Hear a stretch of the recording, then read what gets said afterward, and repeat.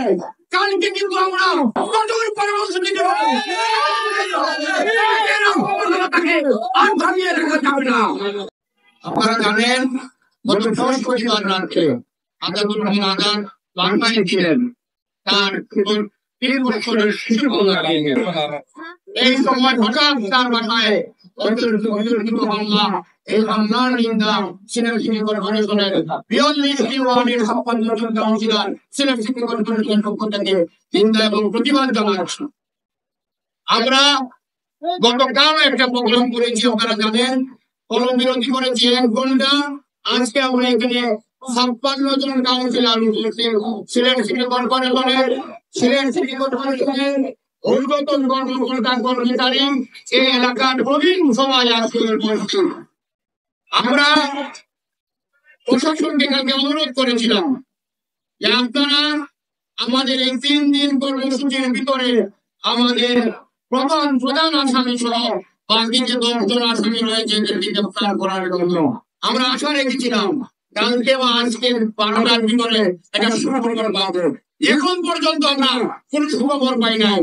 আমি আপনাদের উদ্দেশ্যে বলতে চাই, যদি কালকে আমরা 12টার ভিতরে আমরা দিব, 12টার ভিতরে যদি এই আসামিগুলোকে গ্রেফতার না করা হয়, কালকে কিন্তু আমরা কঠোর পরামর্শ দিতে হবে।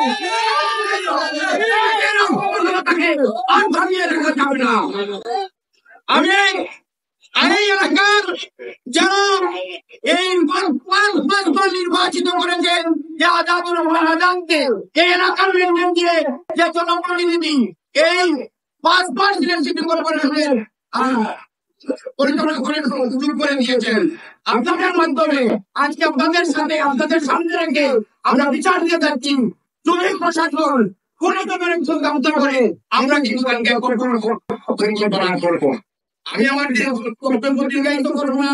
আপনারা জানেন সিলেট সিটি কর্পোরেশনের মাননীয় মেয়র সাহেব চলমান থাকা অবস্থানকালে আমাদের সাথে সম্পূর্ণ যোগাযোগ রাখছেন এবং নির্বাচনের সাথে যোগাযোগ রাখছেন। ওনার অনুরোধ করে নির্দেশ করে আমরা এইসব করে যাচ্ছি। ওনার আপনারা দোয়া করবেন ভবিষ্যতে যদি আমরা আর এই ধরনের কোন কাউন্সিলরের সাথে কোন কাউন্সিলরের অফিসে কোন কাউন্সিলরের বাসায় হামলা হয় তাহলে কিন্তু আমরা পাল্টা হামলা করবো ইনশাআল্লাহ। কয়েকটা কাউন্সিলরের বাসায় কয়েকজন কাউন্সিলরের অফিসে বারবার হামলা হচ্ছে, বারবার ব্যবস্থা হচ্ছে, কিন্তু আমরা কিন্তু প্রশাসন কোনো সুবিধা দিচ্ছে না, কোনো ব্যবস্থা দিচ্ছে না, যার জন্য আমরা আন্দোলন ছাড়া আমাদের রাস্তা নাই। সিলেট সিটি কর্পোরেশনের বিভিন্ন সময় বিভিন্ন কর্মচারীর কর্মকর্তাদের উপরে হামলা হয়, আমরা এগুলো সহ্য করে বসে থাকি। ভবিষ্যতে কিন্তু আমরা এগুলো করবো না। আজকের এই প্রোগ্রামে লন্ডন থেকে অনুষ্ঠান করেছেন। ভবিষ্যতে আজকের এই প্রোগ্রাম থেকে আমরা সবাইকে আবারও জানাতে চাই, কোন অবস্থাতে আমরা কিন্তু আর আকর্ষণ করা কালকের ভিতরে যদি আসামি বিভাগকে বলা হয় আমরা আইনশৃঙ্খলা বাহিনীকে ধন্যবাদ জানাবো, না হলে কিন্তু আমরা কঠোর পরিস্থিতিতে যাবো, কঠোর পদক্ষেপে যাবো। 42টি ওয়ার্ড থেকে আন্দোলন করে চলবো, 56 জন কাউন্সিলর আন্দোলন করবে। সবাইকে ধন্যবাদ। আসসালামু আলাইকুম।